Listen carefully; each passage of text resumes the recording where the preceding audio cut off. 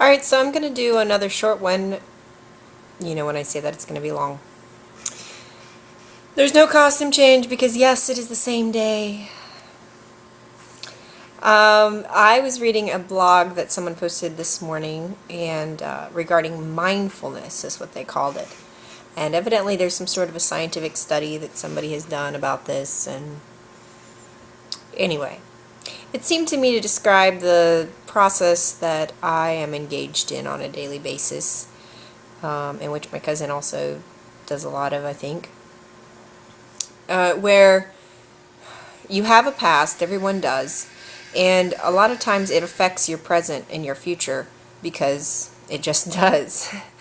And you react to things because of former stimuli and other situations, and I call it conditioning, but I think mindfulness is the way they describe the process by which you identify the conditioning.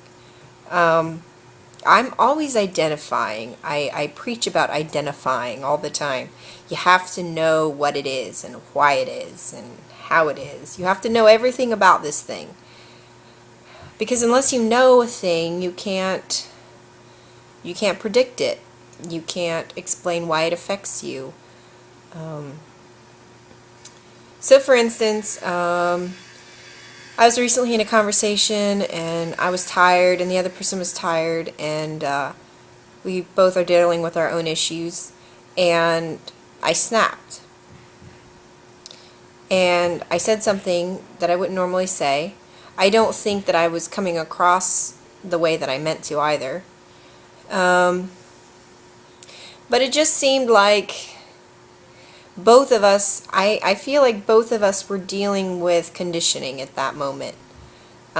Conditioning on my part because of what they had just done that reminded me of my ex and the way he would do things and what he would have been doing and what he would have meant by what he did. And that's not exactly what my friend was doing. But it's an automatic. It's a reaction. Why do we react to things? And then if you react, then a lot of times they react back based on their background or their current struggle. So if you're used to not being heard, or you're used to feeling pushed around by other people, then if I say something that makes you feel attacked or pushed into a corner or being told what to do, then you're going to react to that. And that's what I feel like happened. And you don't always have to talk about it. Sometimes you just need to think about it and know why it happened and why you reacted that way. And it's just important for me to identify it, because otherwise it's just this, oh, we got upset at each other the other day and meh, meh, meh, you know. You don't know why. There's always a reason why we say things and do things. Maybe we were just being mean. But a lot of the time I think we're just reacting to conditioning that we've had. Situations that we're in that, or used to be in, that have produced a reaction in us. And if someone else presses that button or triggers us, it's all over. We're gonna respond exactly like we would have in the other situation, or like we wish we could have in the other situation. Because this is just the straw that broke the camel's back, even though it's a different person, just a different situation, not the same, you know.